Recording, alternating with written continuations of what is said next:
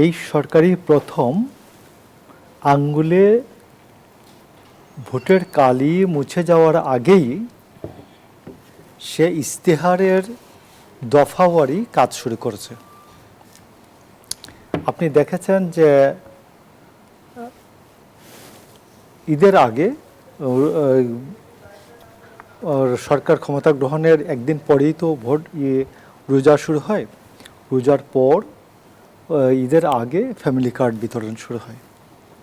তারপরে পহেলা বৈশাখে কৃষক কার্ড, তারপর অন্যান্য যে প্রতিশ্রুতিগুলি ছিল সেগুলি বাস্তবায়ন আরম্ভ হয়। এখন গোটা ব্যাপারটাকে খুব সামগ্রিকভাবে দেখতে হবে। আমি যেটা মনে করি সেটা হলো এই যে আমরা একটা স্লোগানের পটভূমির মধ্য দিয়ে কিন্তু এই সরকার পরিবর্তনটা দেখতে পেয়েছি। সেই স্লোগানের পরিবর্তনটা কি ছিল? আমি যদি দেয়ালের গ্রাফিতিগুলোর দিকে তাকাই, লেখা ছিল কোটা নয় মেধা। তাহলে দলীয় বিবেচনায় যখন দেওয়া হয় এটি কিন্তু মেধার ভিত্তিতে নয়, এটা হয় একটা কোটা। অমুক জামাত করে, অমুক বিএনপি করে, এটা তাদের কোটা। কিন্তু মোশাররফ হোসেন ঠাকুর দাবি করেছে তাদের যোগ্যতা নিয়ে প্রশ্ন তোলার সুযোগ নেই। এখন এই যোগ্যতাটা কে নির্ধারণ করবে এবং যোগ্যতাটা নির্ধারণ করবে সবকিছু কিন্তু আমাদের বিবেচনা করার একটা গ্লোবাল স্ট্যান্ডার্ড আছে। যেমন আমাদের ঢাকা বিশ্ববিদ্যালয়কে আপনি র্যাঙ্কিংয়ে খোঁজেন, গ্লোবাল র্যাঙ্কিংয়ে ঢাকা বিশ্ববিদ্যালয় এখন যে জায়গায় গিয়েছে তার দায় কে নেবে? কেন ঢাকা বিশ্ববিদ্যালয় মালয়েশিয়ান বিশ্ববিদ্যালয়গুলোর মতো র্যাঙ্কিংয়ের স্তরে যেতে পারছে না? কেন বাংলাদেশের বিশ্ববিদ্যালয়গুলো আজকে সিঙ্গাপুরের মতো ক্ষুদ্র দেশ তার র্যাঙ্কিংয়ে যেতে পারছে না? সেই জায়গায় কিন্তু আমরা যোগ্য অযোগ্যের জবাবটা পেয়ে যাব। আমি আপনাকে খুব স্পষ্ট বলি, রাগডাক না রেখে, এখানে রাগডাক রাখতে চাই না। বাংলাদেশের একটা বিভাজিত সমাজ আছে। এই বিভাজিত সমাজে শিক্ষকদের মধ্যে কেউ না কেউ লাল দল করেন, নীল দল করেন, গোলাপি করেন। নীল, গোলাপি, সাদা, এই তো এরশাদের একটা গোলাপি ছিল, বিএনপি সাদা দল, আর বিশ্ববিদ্যালয়ে আওয়ামী লীগের নীল দল।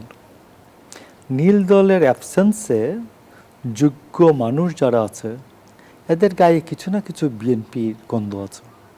2-4 জন রেয়ার খুঁজলে এনসিপি পাওয়া যাবে, আর কিছু জামাত, গুপ্ত জামাত পাওয়া যাবে।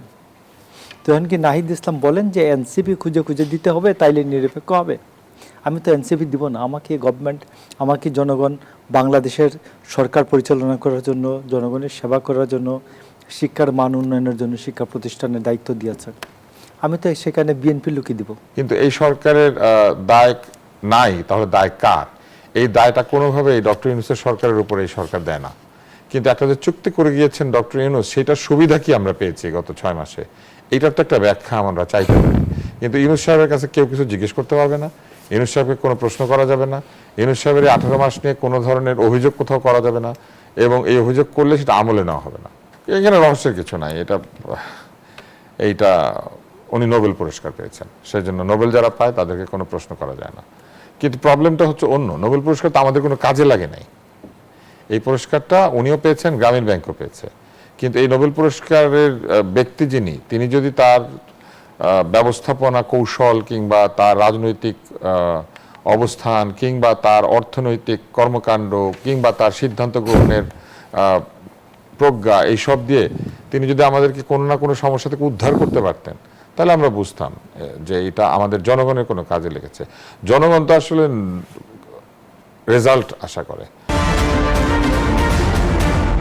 বিএনপি সরকারের ক্ষমতার প্রথম 6 মাস পূর্ণ হয়েছে। এই 180 দিনকে বিরোধী জোটের শরিক দল জাতীয় নাগরিক পার্টি বর্ণনা করেছে অদক্ষতা, অব্যবস্থাপনা ও দলীয়করণের দলিল হিসেবে। জামায়াতে ইসলামীও বর্তমান সরকারের নীতি ও অবস্থান নিয়ে কঠোর সমালোচনা বজায় রেখেছে। অন্যদিকে গবেষণা প্রতিষ্ঠান সিপিডি তাদের পর্যালোচনায় জানিয়েছে মূল্যস্ফীতি বা রিজার্ভের মতো জায়গায় কিছু স্বস্তি এলেও রাজস্ব ঘাটতি, শিল্প কারখানা বন্ধ হওয়া, কর্মসংস্থান হ্রাস ও জ্বালানি সংকটের কারণে অর্থনীতির সামগ্রিক চিত্র এখনও নেতিবাচক। প্রতিশ্রুতির পাহাড় আর বাস্তবের কঠিন চিত্র, এই দুয়ের মাঝে দাঁড়িয়ে বর্তমান সরকারের গত 6 মাসের অর্জন ও ব্যর্থতা আসলে কতটুকু? আজ আমরা মূলত আলোচনায় আনব সরকারের অবস্থান, বিরোধীদের অভিযোগ এবং নিরপেক্ষ অর্থনৈতিক মূল্যায়ন। দর্শক, আমি ফারনাজ জুই, সবাইকে আমন্ত্রণ জানিয়ে শুরু করছি নিউজ 24-এর প্রতিদিনকার আয়োজন জনতন্ত্র গণতন্ত্র।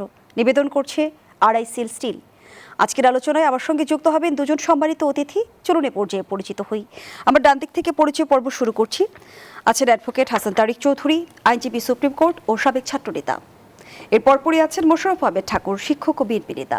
দুজনকেই স্বাগত জানাচ্ছি আজকের আলোচনায়। মোশাররফ আহমেদ ঠাকুর, নিশ্চয়ই আপনি দেখেছেন এনসিপি যেভাবে সরকারের 180 দিনের খতিয়ান তুলে ধরেছে। এনসিপি বলছে যে অব্যবস্থাপনা, অপরিণামদর্শিতা ও অসততার দৃষ্টান্ত। তারা বলছে সরকার পুরোপুরি ব্যর্থ হয়েছে। কি বলবেন? ধন্যবাদ জুই আপনাকে, আপনার দর্শক শ্রোতা, অপরবিজ্ঞ আলোচক। দেখুন যে এই সরকারই প্রথম আঙ্গুলে ভোটের কালি মুছে যাওয়ার আগেই সে ইস্তেহারের দফাওয়ারি কাজ শুরু করেছে। আপনি দেখেছেন যে ঈদের আগে সরকার ক্ষমতা গ্রহণের একদিন পরেই তো রোজা শুরু হয়। রোজার পর ঈদের আগে ফ্যামিলি কার্ড বিতরণ শুরু হয়। তারপরে পহেলা বৈশাখে কৃষক কার্ড, তারপর অন্যান্য যে প্রতিশ্রুতিগুলি ছিল সেগুলি বাস্তবায়ন আরম্ভ হয়। এক। 2 নম্বর হচ্ছে, আমি অন্যদিকে দেখাই গণমাধ্যমের দিকে। গণমাধ্যমের এদিকে আপনারা শুনতেন যে আগে আওয়ামী লীগের সময়ে ওই পিসিআর থেকে এখানে নির্দেশনা আসতো, এটা তাড়াতাড়ি একটু বিজ্ঞাপনে যান, ওটা বন্ধ করেন, উমুককে বন্ধ করে, উমুককে এই পয়েন্ট বন্ধ করেন। আমরা পাশ থেকে হয়তো শুনতাম।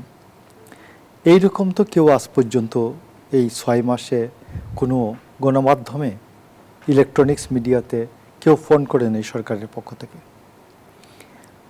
তারপরে আপনি দেখুন, এক প্রদীপ মাত্র 203 জনকে খুন করেছিল। 204 নম্বর খুনটা হচ্ছে মেজর সিনহা। তারপরে সরকার নড়ে চড়ে বসতে হয়। এটা আপনি দেখুন যে আওয়ামী লীগ 10 লাখ লোকের সমাবেশ ভেঙে দিয়েছিল 28 অক্টোবর 2023। তো এইরকম যে আমি আপনাকে বলছি যে এইগুলো একটাও ঘটে নাই। তো এখন যে জিনিসটা হচ্ছে, এই সরকার ক্ষমতা গ্রহণের 12 দিনের মাথায় আমেরিকা ইরান যুদ্ধ শুরু হয়ে যায় এবং এই যুদ্ধের যে প্রভাব বিশ্বব্যাপী, বিশেষ করে আমাদের এই অঞ্চলে তো বটেই। কারণ আমরা এই অঞ্চলে জ্বালানি আমরা এই অঞ্চল ইয়ার থেকে সংগ্রহ করে, হরমুজ প্রণালী দিয়ে সংগ্রহ করি। এই হরমুজ প্রণালী বন্ধ হয়ে যাওয়ার পরে এর প্রভাব তো পড়বে। তো এখন মাত্র সরকারের বয়স 6 মাস। এখন পর্যন্ত আমি আপনাকে বলি, কোনো এলাকায় কোনো এমপি শামীম ওসমান হওয়ার খবর আসে নাই। এখন পর্যন্ত কোনো এলাকায় কোনো এমপি জয়নাল হাজারি হওয়ার খবর আসে নাই। এখন পর্যন্ত কোনো এমপি লক্ষ্মীপুরের তাহের হওয়ার খবর আসে নাই। কিন্তু মোশাররফ আহমেদ ঠাকুর, নিশ্চয় আপনার মনে আছে গত পর্বে যখন আপনি এসেছিলেন, আমি দলীয়করণ নিয়ে প্রশ্ন রেখেছিলাম, আপনি নাকচ করে বলেছিলেন দলীয়করণের বিষয়টি আসলে সত্য নয়। কিন্তু আমরা দেখলাম আজও কিন্তু নাহিদ ইসলাম অভিযোগ করেছে রাষ্ট্রীয় প্রতিষ্ঠানকে দলীয় ক্লাবে পরিণত করেছে বিএনপি। তিনি উল্লেখ করেছেন গত 6 মাসে 19 থেকে 20টি বিশ্ববিদ্যালয়ে দলীয় ভিসি নিয়োগ দেওয়া হয়েছে, 11টি সিটি কর্পোরেশন এবং 63টি জেলা পরিষদের প্রশাসক নিয়োগ দেওয়া হয়েছে দলীয় লোকদের। কি বলবেন? আমি আপনাকে খুব স্পষ্ট বলি, রাগডাক না রেখে, এখানে রাগডাক রাখতে চাই না। বাংলাদেশের একটা বিভাজিত সমাজ আছে। এই বিভাজিত সমাজে শিক্ষকদের মধ্যে কেউ না কেউ লাল দল করেন, নীল দল করেন, গোলাপি করেন। নীল, গোলাপি, সাদা, এই তো এর সাথে একটা গোলাপি ছিল।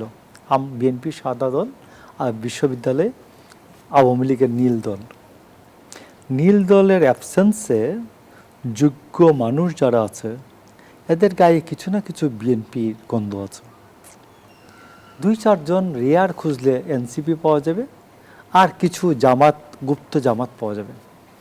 তো এখন কি নাহিদ ইসলাম বলেন যে এনসিপি খুঁজে খুঁজে দিতে হবে, তাইলে নিরপেক্ষ হবে?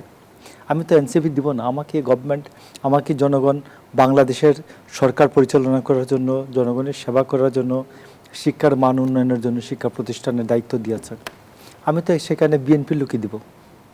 আমার বেস্ট ওয়ান, আপনি জিজ্ঞেস করেন যে বিশ্ববিদ্যালয়গুলোর যে ভিসি হয়েছে এরা যোগ্য ব্যক্তি কিনা। আমি এবিএম ওবায়দুল ইসলামের কথা বলি, ঢাকা বিশ্ববিদ্যালয়ে। এবিএম ওবায়দুল ইসলাম পোস্ট ডক্টরাল করা। এবিএম ওবায়দুল ইসলামকে 10 বছর আটকে রেখেছিল যে আওয়ামী লীগ সরকার তাকে ফিজিক্স ডিপার্টমেন্টের চেয়ারম্যান হতে দিবে না। জি, তো ধন্যবাদ টেনিউর জানাচ্ছি আসার পরে দেয় জনবসর পাবে ঠাকুর, তারপর ধন্যবাদ তিনি জানাচ্ছি। কোর্ট যখন নির্দেশনা দিয়েছে যে তাকে দিতে হবে চেয়ারম্যানশিপ, তার টেনিউর আসলে দিতেই হবে। ধন্যবাদ জানাচ্ছি। তো অ্যাডভোকেট হাসান থার্ড চৌধুরী, বা ফোর্থ টেনিউরে গিয়ে তিনি আমরা চেয়ারম্যান সরকারি হয়েছিলেন। মূল্যায়ন নিয়ে তো আপনার কাছে প্রশ্ন আনবই, কিন্তু মোশাররফ আহমেদ ঠাকুর যে বিষয়টি ইঙ্গিত করেছে সেখান থেকে যদি আপনি 2-1 লাইন মন্তব্য করেন। যেমনটি মোশাররফ আহমেদ ঠাকুর বলছিল যে বিএনপি ক্ষমতায় এসে তো আসলে বিএনপির লোকজনকেই বিভিন্ন জায়গায় বসাবে, সেটি কি আসলে দলীয়করণ কিনা, কিংবা তারা কি এনসিপির লোক খুঁজে খুঁজে বসাবে কিনা? ধন্যবাদ আপনাকে এবং ধন্যবাদ আমার বিজ্ঞ সমালোচক জনাব মোশাররফ হোসেন ঠাকুর, যার সাথে আমার দীর্ঘদিনের আলাপচারিতা। আমাদের এখন গোটা ব্যাপারটাকে খুব সামগ্রিকভাবে দেখতে হবে। আমি যেটা মনে করি সেটা হলো এই যে আমরা একটা স্লোগানের পটভূমির মধ্য দিয়ে কিন্তু এই সরকার পরিবর্তনটা দেখতে পেয়েছি। সেই স্লোগানের পরিবর্তনটা কি ছিল? আমি যদি দেয়ালের গ্রাফিতিগুলোর দিকে তাকাই, লেখা ছিল কোটা নয় মেধা। তাহলে দলীয় বিবেচনায় যখন দেওয়া হয় এটি কিন্তু মেধার ভিত্তিতে নয়, এটা হয় একটা কোটা। অমুক জামাত করে, অমুক বিএনপি করে, এটা তাদের কোটা। কিন্তু মোশাররফ আহমেদ ঠাকুর দাবি করেছে তাদের যোগ্যতা নিয়ে প্রশ্ন তোলার সুযোগ নেই। এখন এই যোগ্যতাটা কে নির্ধারণ করবে এবং যোগ্যতাটা নির্ধারণ করবে সবকিছু কিন্তু আমাদের বিবেচনা করার একটা গ্লোবাল স্ট্যান্ডার্ড আছে। যেমন আমাদের ঢাকা বিশ্ববিদ্যালয়কে আপনি র্যাঙ্কিংয়ে খোঁজেন, গ্লোবাল র্যাঙ্কিংয়ে ঢাকা বিশ্ববিদ্যালয় এখন যে জায়গায় গিয়েছে তার দায় কে নেবে? কেন ঢাকা বিশ্ববিদ্যালয় মালয়েশিয়ান বিশ্ববিদ্যালয়গুলোর মতো র্যাঙ্কিংয়ের স্তরে যেতে পারছে না? কেন বাংলাদেশের বিশ্ববিদ্যালয়গুলো আজকে সিঙ্গাপুরের মতো ক্ষুদ্র দেশ তার র্যাঙ্কিংয়ে যেতে পারছে না? সেই জায়গায় কিন্তু আমরা যোগ্য অযোগ্যের জবাবটা পেয়ে যাব। ঢাকা বিশ্ববিদ্যালয়ে এখন কি পরিমাণ গবেষণা হচ্ছে এবং এই গবেষণা খাতে বরাদ্দ বাড়ানোর ক্ষেত্রে কি ভূমিকা রাখা হচ্ছে এবং সেখান থেকে কতটা গবেষক তৈরি হচ্ছে, কি থিসিস হচ্ছে, আমরা জাতি জ্ঞানতাত্ত্বিক জায়গায় কি পাচ্ছি ইত্যাদি প্রশ্নের ভেতর থেকে কিন্তু উত্তরটা বেরিয়ে আসে। দলের লোক দলীয় আনুগত্য কারণের পদায়ন হবে, এটা আমাদের দেশের সংস্কৃতি। আপনি দলের লোক দিয়েছেন, সে মেধাহীন অযোগ্য ছিল, এটা একটা আলোচনা। কিন্তু দলের লোকের বাইরেও যদি মেধাবী লোক থাকে এবং তার যদি কাজের প্রতি লয়ালিটি থাকে, মতাদর্শ কেন তার যোগ্যতার ক্ষেত্রে প্রতিবন্ধক হবে? কেউ যদি লেফটিস্ট হয়, কেউ যদি আপনার অন্য চিন্তা লিবারেল ডেমোক্রেট হয়, কেউ যদি আপনার সোশ্যালিস্ট হয়, তাহলে সেই মতাদর্শিক চিন্তা কেন মেধা থাকা সত্ত্বেও তার যোগ্যতার ক্ষেত্রে প্রতিবন্ধক হবে? পৃথিবীতে বড় বড় প্রফেসররা ভিন্ন মতলম্বী, অনেকে নোবেল প্রাইজ পাওয়ার মতো, যারা একসময় নোবেল প্রাইজ অনেকে ডিনায়ও করেছে, সেই রকম লোকেদেরও তো আমরা দেখেছি অনেক ভালো ভালো জায়গায়। কিন্তু বিরোধী দল যেমনটি বলছে 6 মাসে প্রতিটি ক্ষেত্রেই ব্যর্থতার পরিচয় দিয়েছে সরকার। 6 মাসের এই সময়ের পরিক্রমায় প্রতিটি ক্ষেত্রেই কি সরকার ব্যর্থ হয়েছে? এতটা আমরা যদি বলি যে হার্ড লাইনে বিরোধী দল কেন গিয়েছে, আমি সেই প্রশ্ন রেখে গেলাম। একটা বিরতি নিয়ে ফিরছি। দেশের জনতন্ত্র গণতন্ত্রের এই পর্যায়ে একটা বিরতি নিচ্ছি, সাথেই থাকুন। ফিরে এলাম, দেখছেন নিউজ 24 এর নিয়মিত আয়োজন জনতন্ত্র গণতন্ত্র। নিবেদন করছে আড়াই সিল স্টিল। দর্শক, জানিয়ে রাখতেছি ইতিমধ্যে আরও একজন অতিথি আমাদের সঙ্গে যুক্ত হয়েছেন, ডাক্তার আব্দুল নূর তুষার, গণমাধ্যম ব্যক্তিত্ব ও রাজনীতি বিশ্লেষক। স্বাগত জানাচ্ছি আপনাকেও। ধন্যবাদ। জানিয়ে রাখতে চাই, আজ আমরা শিরোনাম নির্ধারণ করেছি 6 মাসের সরকার সফলতা ও ব্যর্থতা। আপনি নিশ্চয় অবগত আছেন, এনসিপি সংবাদ সম্মেলনে আজ সরকারের 180 দিনের খতিয়ান তুলে ধরেছে। সেখানে জ্বালানি সংকট, দ্রব্যমূল্য, আইন শৃঙ্খলা পরিস্থিতি সহ মোট 19টি ক্ষেত্রে সরকার ব্যর্থ হয়েছে এমনটি দাবি করছে তারা। সেই সঙ্গে অন্তর্বর্তী সরকারের সংস্কার বাতিল ও দলীয়করণের অভিযোগ এনেছে। কিভাবে দেখছেন? কিছু কিছু অভিযোগ সত্য, কিছু কিছু জায়গাতে সরকার একদমই রাজনৈতিক আচরণ করছে। এই সরকার রাজনৈতিক দলের সরকার, এই ব্যাপারে তো সন্দেহ নাই। কিন্তু এই সরকার কথা দিয়েছিল যে তারা মেধাভিত্তিক একটি সমাজ তৈরি করবে এবং মেধাবীদেরকে অনেক গুরুত্ব দিবে, কিন্তু বিভিন্ন জায়গাতে যেখানে প্রকৃতই মেধার প্রয়োজন সেরকম জায়গাতে সরকার দলীয় বিভিন্ন সংগঠন মেধার পরিবর্তে দলীয় ব্যক্তিদেরকে প্রমোট করছে। এই ব্যাপারে কোনো সন্দেহ নাই, এটাকে মানতে হবে এবং এইটা সরকারের ভাবমূর্তির ক্ষতি করছে। তারপরে দ্বিতীয় যে ভাবমূর্তির ক্ষতিটা হচ্ছে সেটা হচ্ছে যে জ্বালানি সংকট এবং অন্যান্য সংকট যে হবে এটা একটা প্রেডিকশন মডেলিং থাকার কথা। এই সরকার যখন ক্ষমতায় আসেন এই সরকারের সাথে জড়িত বিভিন্ন বুদ্ধিজীবীরা বলেছিলেন যে তাদের একটা প্রেডিকশন মডেলিং আছে, তারা হোমওয়ার্ক করেছেন।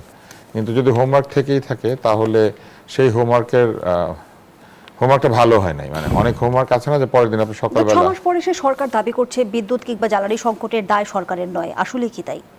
না, সরাসরি আপনি সরকারকে দায়ী করতে পারবেন না, কারণ একটা ভূ রাজনৈতিক পরিস্থিতির কারণে জ্বালানি তেলের মূল্য বৃদ্ধি ঘটেছে সারা পৃথিবীতে, সাপ্লাই চেইন এটা ব্যাহত হয়েছে, যে কারণে জ্বালানি তেলের যে সরবরাহর যে ক্রমাগত প্রক্রিয়া বা চলমান প্রক্রিয়া সেটা বাধাগ্রস্ত হয়েছে, সেটি তো আছে। কিন্তু এই সরকারের দায় নাই, তাহলে দায় কার? এই দায়টা কোনোভাবেই ডক্টর ইউনূসের সরকারের উপরে এই সরকার দেয় না। কিন্তু একটা যে চুক্তি করে গিয়েছেন ডক্টর ইউনূস, সেটার সুবিধা কি আমরা পেয়েছি গত 6 মাসে? এইটার তো একটা ব্যাখ্যা আমরা চাইতে পারি। কিন্তু ইউনূস সাহেবের কাছে কেউ কিছু জিজ্ঞেস করতে পারবে না, ইউনূস সাহেবকে কোনো প্রশ্ন করা যাবে না, ইউনূস সাহেবের 18 মাস নিয়ে কোনো ধরনের অভিযোগ কোথাও করা যাবে না, এবং এই অভিযোগ করলে সেটা আমলে নেওয়া হবে না। তো এইটা তো খুব এর পেছনে অসুবিধাজনক হয়ে গেছে। রহস্যজনক কোনো কারণ আছে কি? এখানে রহস্যের কিছু নাই। এইটা উনি নোবেল পুরস্কার পেয়েছেন, সেই জন্য নোবেল যারা পায় তাদেরকে কোনো প্রশ্ন করা যায় না। কিন্তু প্রবলেমটা হচ্ছে অন্য, নোবেল পুরস্কার তো আমাদের কোনো কাজে লাগে নাই। এই পুরস্কারটা উনিও পেয়েছেন, গ্রামীণ ব্যাংকও পেয়েছে। কিন্তু এই নোবেল পুরস্কারের ব্যক্তি যিনি, তিনি যদি তার ব্যবস্থাপনা কৌশল কিংবা তার রাজনৈতিক অবস্থান কিংবা তার অর্থনৈতিক কর্মকাণ্ড কিংবা তার সিদ্ধান্ত গ্রহণের প্রজ্ঞা এইসব দিয়ে তিনি যদি আমাদেরকে কোনো না কোনো সমস্যা থেকে উদ্ধার করতে পারতেন, তাহলে আমরা বুঝতাম যে এটা আমাদের জনগণের কোনো কাজে লেগেছে। জনগণ তো আসলে রেজাল্ট আশা করে। তো সেই জন্য আপনি দেখেন সরকার হামের জন্য দুর্গতিতে পড়েছে, কিন্তু হামের জন্য দোষী কে সেটা সরকার বলে না, তদন্ত করে নাই। সরকারি যে জ্বালানি সংক্রান্ত ঝামেলায় পড়েছে, কিন্তু এই জ্বালানি কিনতে গেলে আমেরিকার কাছে যেতে হচ্ছে। আর স্পট মার্কেটে জ্বালানি সংগ্রহ করার জন্য যে ধরনের অসুবিধা সরকার ফেস করছে সেটা কিন্তু আসলে ফেস করতেই হবে, কোনো উপায় নেই। ফলে এখন সরকার বর্ধিত মূল্যেও জ্বালানি কিনতে গিয়ে, গ্যাস কিনতে গিয়ে পাচ্ছে না।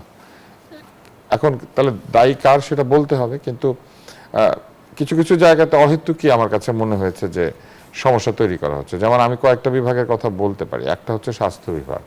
স্বাস্থ্য বিভাগে চূড়ান্ত অব্যবস্থাপনা হচ্ছে এবং সেইখানে সরকার দলীয় যে চিকিৎসকদের সংগঠন আছেন তারা ঠিক স্বাধীনতা চিকিৎসক পরিষদের মতো আচরণ করছেন।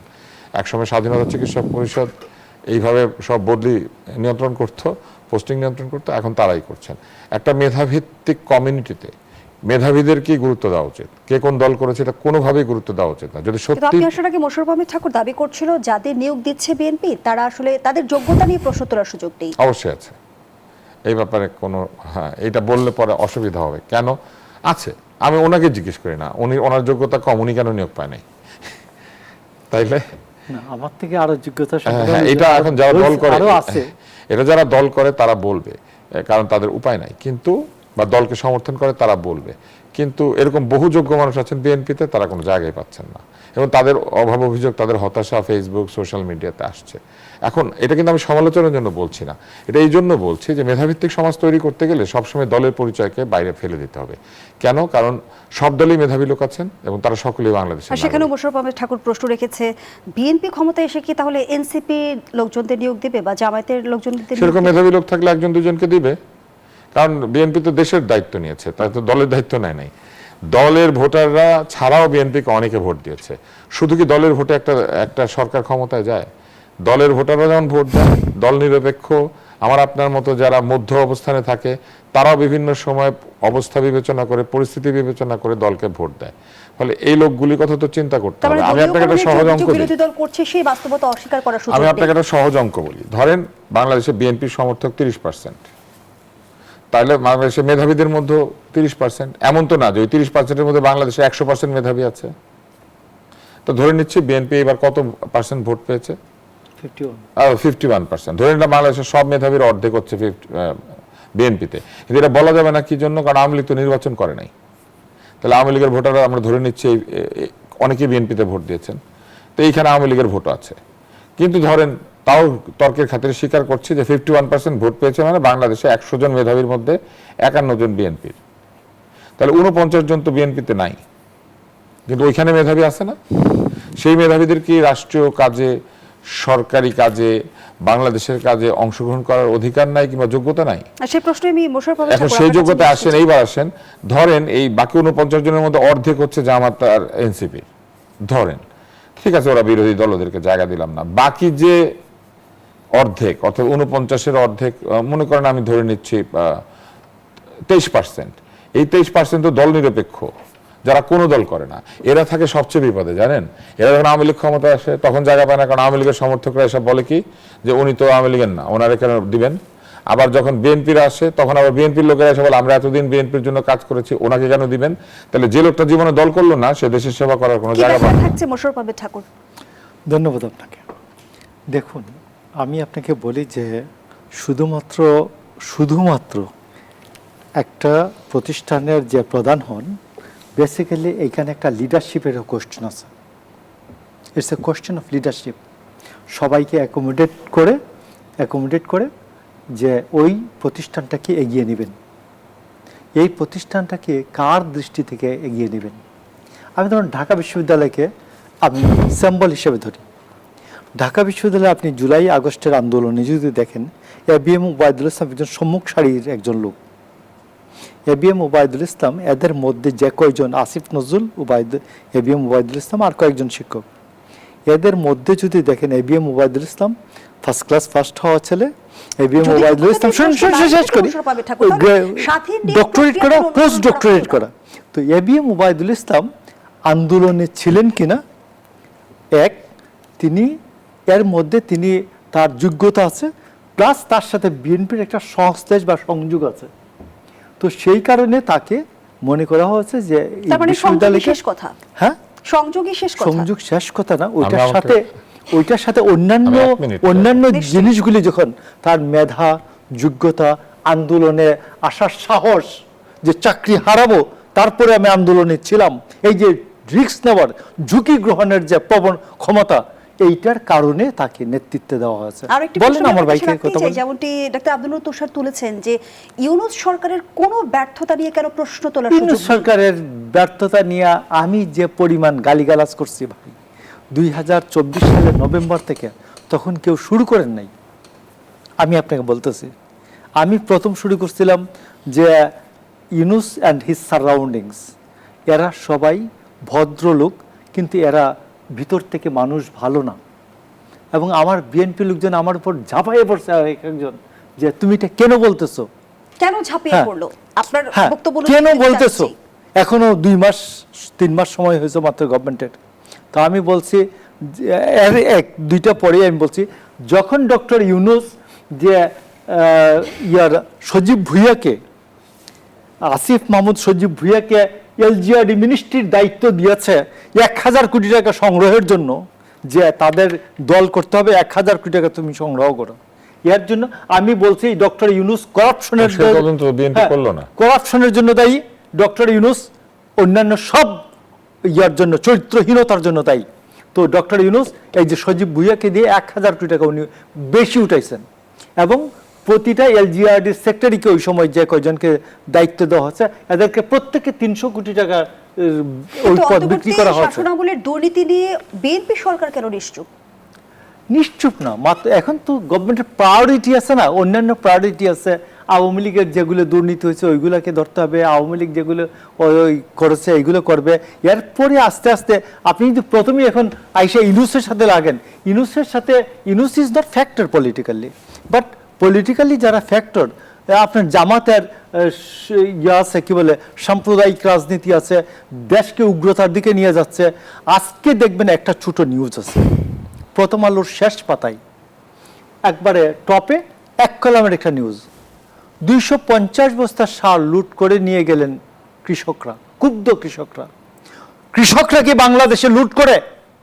আমি আপনাকে বলি, 1994 সালে যখন সার লুটের ঘটনায় 14 জন নিহত হয়, তখন আমি নিজে মর্মাহত ছিলাম। এরপরে প্রথম যে যাই দিন একটা পুরো একটা ইনভেস্টিগেটিং রিপোর্ট দিল। এই 14 জনের একজনও কৃষক ছিল না, একজনও ক্ষেত মজুর ছিল না, একজনও কৃষির সাথে কোনো সংশ্লেষ নাই, সম্পর্ক নাই। তো এইবার বাংলাদেশকে জামাতে ইসলাম বা সাম্প্রদায়িক রাজনীতির উগ্রতাকে তারা ওইগুলোকে রূপ দিতে যাচ্ছে, কৃষকদেরকে দিয়ে কিভাবে সার লুট করা হবে সারা দেশে।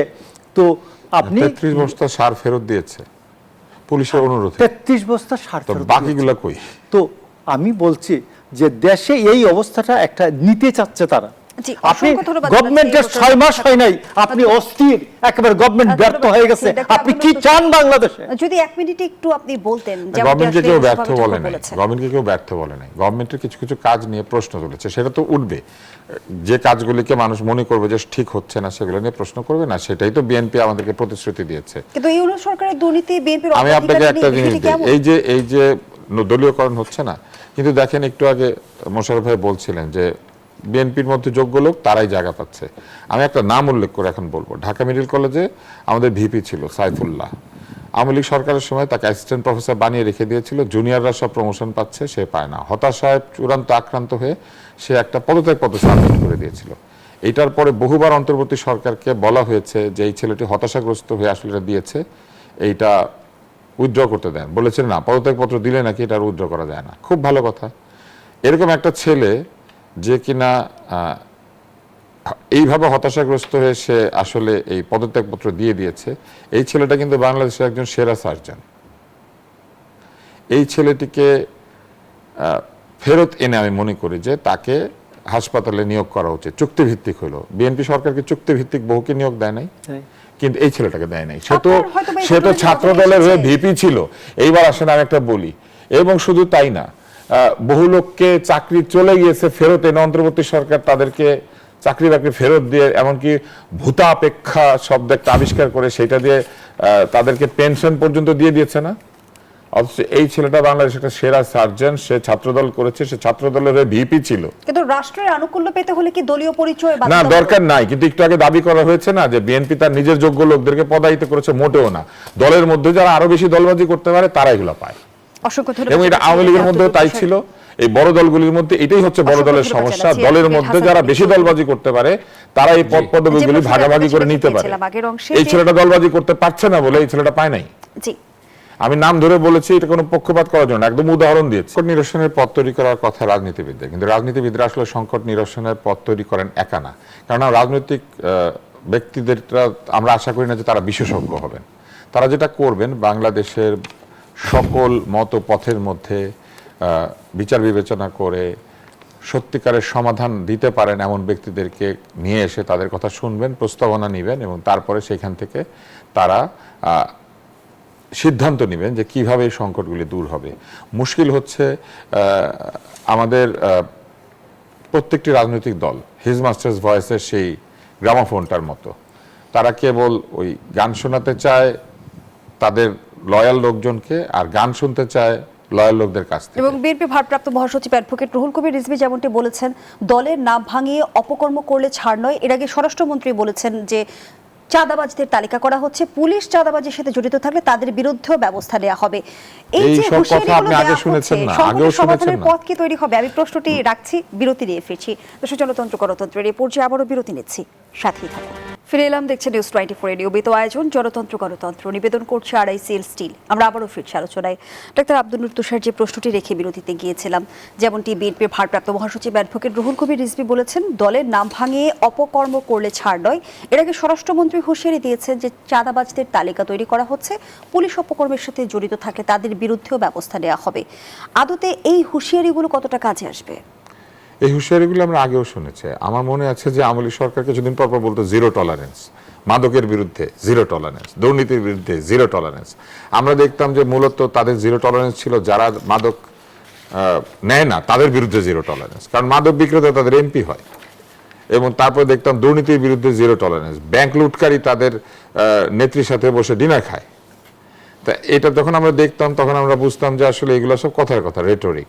ফলে এটা যদি কাজে পরিণত হয়, সত্যি সত্যি চাঁদাবাজরা যদি বন্দী হয়, সত্যি সত্যি যদি দলের নাম ভাঙিয়ে যারা অন্যায় করছে তারা যদি সত্যি সত্যি কোনো ধরনের পিউনিটিভ মেজার তাদের বিরুদ্ধে নেওয়া হয়, যে তাদেরকে কোনো একটা আইনের আওতায় আনা হয়, তাহলে আমরা বুঝতে পারবো। যেটা আমাদের আরেকজন সমালোচক বলেছেন যে মানুষ তো রেজাল্টটা দেখতে চায়।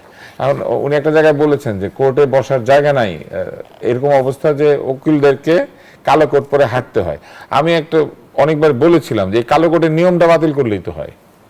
এই গরমের দেশে আমরা সেই ব্রিটিশ আমলের সেই জিনিস আমরা বহন করে চলেছি। ব্রিটিশরা এটা পড়ার জন্য বাধ্যতামূলক করেছিল, আসলে বাতিল করে গরমের সময় বাতিল করে। হ্যাঁ, কিন্তু শীতকালে আপনি যে কোনো পোশাক পরতে পারবেন, কোটই বা পরতে হবে কেন? আমি কোর্টে যাব বিচার চাইতে, আমি তো পোশাক দেখাইতে যাই না। কিন্তু আপনি দেখবেন যে একটা পোশাক তারা তৈরি করেছেন। এখন উকিলের একটা পোশাক আছে, ডাক্তারের একটা পোশাক আছে, অমুকের একটা পোশাক আছে, কিন্তু প্রবলেম হচ্ছে যে পোশাকটা আছে কিন্তু সার্ভিস ডেলিভারি হচ্ছে না। সার্ভিস ডেলিভারি তো খুবই ইম্পর্টেন্ট। আমি ধরেন এই যে স্বাস্থ্য ব্যবস্থা নিয়ে বারবার কথা বলি কেন, আমি এদেরকে খুব কাছের থেকে চিনি। দলীয় কারণে আরেকটা ছেলেকে বলা হলো যে তোমার কোনো ইউনিট থাকবে না, সে মিনিমালি ইনভেসিভ কার্ডিয়াক সার্জারি করতো, ছোট্ট ছিদ্র করে সেটার মধ্যে দিয়ে সার্জারি করে। এটা বাচ্চাদের জন্য খুবই গুরুত্বপূর্ণ, বড়দের তো বটেই। এই একটা স্পেশালাইজ সার্জারি তার বন্ধ করে দেওয়া হলো কেন জানেন? সে আওয়ামী লীগের সাথে ঘনিষ্ঠ। প্রশ্নটা হচ্ছে সার্জারিটা যখন সে করে তখন কি শুধু আওয়ামী লীগের শরীরে করতো? রোগীদের শরীরে করতো। আপনি এটা বন্ধ করে দিলেন মানে সরকারি হাসপাতালে একটা উন্নত চিকিৎসা বন্ধ হইল, কারণ অন্যরা এই কাজটা পারে না, অন্যদের শিখতে হবে, এটা ট্রেনিং হবে। এই ছেলেটা যদি এই সার্জারিটা চালিয়ে যাইতো, তার সাথে থেকে বিএনপির ডাক্তাররা এই সার্জারিটা শিখতে পারতো। শিখে নিয়ে আপনারা সারাদিন করেন এই সার্জারি, কে না করেছে। কিন্তু আমাদের দেশে এইটাই হয়, আপনি দল করেন না মানে আপনার মেধা সেখানে কোনো মূল্য পাবে না, আপনাকে দল করতেই হবে। মেধাবী লোকটাকেও দলে যাইতে হবে এই জন্য যে সে যদি দল না করে, নির্দলীয় হয়, নিরপেক্ষ হয়, তাহলে উভয় দল মিলে তাকে বাধা দিবে যে আপনি আওয়ামী লীগ না বিএনপি না, আপনি এখানে এসে কি চান, আপনি জামাতও না এনসিপিও না, আপনি কি চান। অর্থাৎ আপনাকে বাধ্য করছে রাজনৈতিক দলের লোকেরা দলীয়কৃত হতে। কারণ আপনি যদি রাষ্ট্র এবং সমাজে বড় কোনো দায়িত্ব পালন করতে চান, আপনাকে দলের ট্যাগ নিয়ে আসতে হবে, দলের সিল থাকতে হবে। ওই যে আপনি দেখবেন কসাই যে গরু নিয়ে যান রাত্রেবেলা, গরুর পশ্চাতে একটা দাগ দেওয়া থাকে, এই সকল মানুষের পশ্চাতে এই দলের দাগ না থাকলে আপনি কোনোদিন রাষ্ট্রের কোনো দায়িত্ব পাবেন না। আওয়ামী লীগ আসলে আওয়ামী লীগের লোক আনবে, বিএনপি আসলে বিএনপির লোক আনবে, এনসিপি আসলে এনসিপির লোক আনবে, জামাত আসলে জামাতের লোক আনবে। কোন লোক যদি কোনো দলে না গিয়ে সত্যিকারের গবেষণায় মন দেয়, সে বাংলাদেশে থাকবে না, সে বিদেশে থাকবে। আমার যেমন 39টা বন্ধু বিদেশে থাকে, শুধু একটা ক্লাসে, মানে আমি স্কুলে পড়তাম যে স্কুলের বন্ধু 39 জন বিদেশে থাকে, আমাদের ক্লাসে 76 জন ছাত্র ছিল। এখন দেখেন প্রবলেমটা কোথায়। ইউনূস সাহেব এসে কি বলছিল, ব্রেইন ড্রেইন হবে, রিভার্স ব্রেইন ড্রেইন। ওই দিক থেকে নাকি সব জ্ঞানী ব্যক্তিরা বাংলাদেশে চলে আসবে। বাংলাদেশে চলে আসলে কি হইতো? ওনারা কোনো দল করে না ফলে কোনো জায়গা পেত না, এরা কোনোদিন আসবে না বাংলাদেশে, কোনোদিন আসবে না। ইউনূসের লোকগুলি কেন আসছিল জানেন? ইউনূস ক্ষমতায় আছে সেই জন্য, কারণ উনি একটা ইউনূস দল তৈরি করেছিল। ইউনূস ক্ষমতা নেই, তারা আবার বিদেশ চলে গেছে। মোশাররফ আহমেদ ঠাকুর, 8 মাসে 95 কারখানা বন্ধ, কর্মসংস্থান হারিয়েছে 62,000, এমন গবেষণা আমরা যেমনটি দেখেছি যে সামনে এনেছে centre for policy dialogue CPD. যদি একটু জানতে চাই, অর্থনীতি কি উল্টো পথে হাঁটছে? অর্থনীতি উল্টো পথে হাঁটছে না। তুষার ভাই যেটা বলেছেন সেটা হচ্ছে যে একটা ভূ রাজনৈতিক একটা পরিস্থিতি বিদ্যমান, এটা না হওয়া, এটা পরিবর্তন না হওয়া পর্যন্ত একটা যে কাঙ্ক্ষিত প্রত্যাশিত যে চিত্র সেটা দেখা যাবে না। আর কাঙ্ক্ষিত প্রত্যাশিত চিত্রটা বাস্তবায়নের জন্য আমি আপনাকে বলতেছি যে 6 মাস সময়টা অনেক বেশি না। তো এখন সিপিডিরও তো ক্যাবলা আছে, তো সিপিডির ক্যাবলা সম্বন্ধে আমি এই মুহূর্তে আমি মনে করি কিছু বলার দরকার নেই। তবে আপনাকে আরেকটা কথা মনে করিয়ে দিই, সেটা হচ্ছে যে দুইজন জ্ঞানী মানুষ আমার দুই পাশে বসা, ফরাসি বিপ্লব 1789 সালে হওয়ার পরে 1792 সালে মানে 3 বছর পরে বলা হয় মুক্তির জন্য সন্ত্রাস, মুক্তির জন্য স্বৈরতন্ত্র, এবং পুরো ফরাসি সমাজ একটা উল্টা দিকে হাঁটে। তো আমি আপনাকে বলছি যে আমরা গৃহযুদ্ধ হয় নাই, গিলোটিন হয় নাই আমাদের বাংলাদেশে, তো মব হয়েছে, মব হয়েছে, না না মব হয়েছে, বাট ওই রকম না, না মব হয়েছে। তারপরে আমি আপনাকে বলতেছি যে আমরা ওই রকম কোনো অবস্থায় করি নাই। আমি শেষ করি কথাটা। সেই ক্ষেত্রে বাংলাদেশ, আমি মনে করি যে বাংলাদেশ সত্যি যে জন আকাঙ্ক্ষা অনুযায়ী বাংলাদেশ উঠে দাঁড়াবে, ঘুরে দাঁড়াবে। ধন্যবাদ জানাচ্ছি অ্যাডভোকেট হাসান তারিক চৌধুরী। 62,000 মানুষ বেকার হলো 6 মাসে এবং 95 কারখানা 8 মাসে বন্ধ হয়ে গেল। এর দায় কি সরকার এড়াতে পারে? কোনোভাবেই না, এবং এটাকে রাতারাতিও তারা সমাধান করতে পারবে না। কিন্তু আমি যেটা শুরুতেই বলেছি যে প্রধানমন্ত্রীকে এখানে দায়িত্ব নিতে হবে। প্রধানমন্ত্রীকে পার্লামেন্টে দাঁড়িয়ে অন্যান্য যারা মন্ত্রীরা আছে যারা এই মন্ত্রণালয়ের সাথে সংশ্লিষ্ট, এই বিষয়ের সাথে সংশ্লিষ্ট, তাদেরকে সহ বসে এক্সপার্টদের সাথে নিয়ে ডিসকাস করে জাতির সামনে অ্যাড্রেস করতে হবে, দিস ইজ দ্য ক্রাইসিস, আমি এটা ম্যানেজ করার চেষ্টা করতেছি এবং আমি অ্যাপোলজি চাইছি, আপনারা আমাকে টাইম দেন। এই যে রাষ্ট্র নেতাদের এই যে জনগণের কাছে যে ক্ষমাশীলতা, ক্ষমা চাওয়ার যে প্রবণতা, অ্যাপোলজি করার যে মানসিকতা, কারণ জনগণের সার্ভেন্ট তারা, যারা আমরা ওনাদেরকে যারা সরকারে আছেন তারা জনগণের সেবক বা জনগণের সার্ভেন্ট। এবং যেদিন মন্ত্রী এমপিরা জনগণকে স্যার বলা শুরু করবে, যেদিন সচিবরা রিক্সাওয়ালাকে স্যার বলা শুরু করবে, সেদিনই বুঝবেন যে গণতন্ত্রের চাকা অল্প হলেও ঘোরা শুরু করছে। লুঙ্গি পরা মানুষকে যখন বড় বড় সচিবরা আমলারা স্যার বলে সম্বোধন করবে, ভোটার হিসেবে সম্মান করবে, দ্যাট ইজ ডেমোক্রেসি।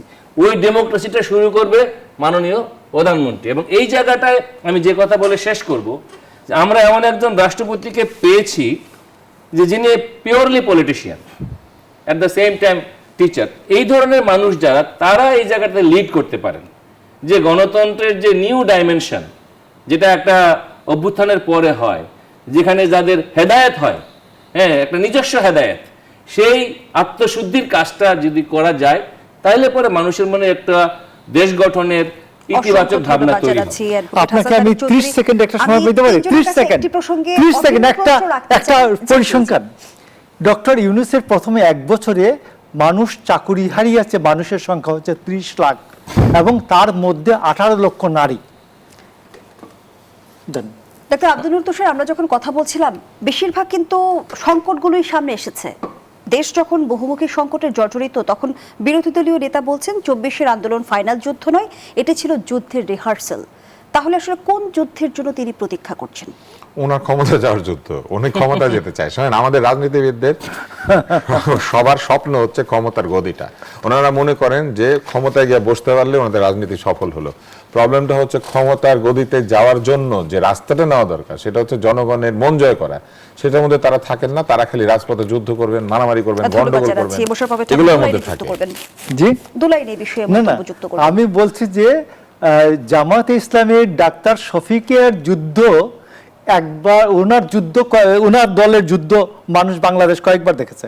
47-এ উনি বাংলাদেশের কৃষকের পক্ষে ছিলেন, মুসলমানদের বিপক্ষে ছিলেন। 71-এ তিনি এই বাংলাদেশের টোটাল জনগণের বিপক্ষে ছিলেন। 96-এ একবার শুধু পক্ষে ছিলেন, 86-তে বিপক্ষে ছিলেন। উনি ভবিষ্যতে বাংলাদেশের মানুষের বিপক্ষে যুদ্ধ করবেন। দেখেন, এই যুদ্ধের খেলা দেখতে দেখতে আমরা টায়ার্ড। আমরা একটা পিসফুল কান্ট্রি চাই এবং একটা প্রসপারাস, একটা সমৃদ্ধ বাংলাদেশ চাই। সেটার জন্য সবার আগে যেটি দরকার, কৃতকর্মের বিচার। এই যে ইউনূসের ইন্টারিমের যে চুরি চামারি, তার বিচার, এটা একটা এক্সাম্পল সেট করা হোক, এবং আমাদের যে আমলাতন্ত্র যেটা জেকে বসেছে সেটাকেও ধরা হোক।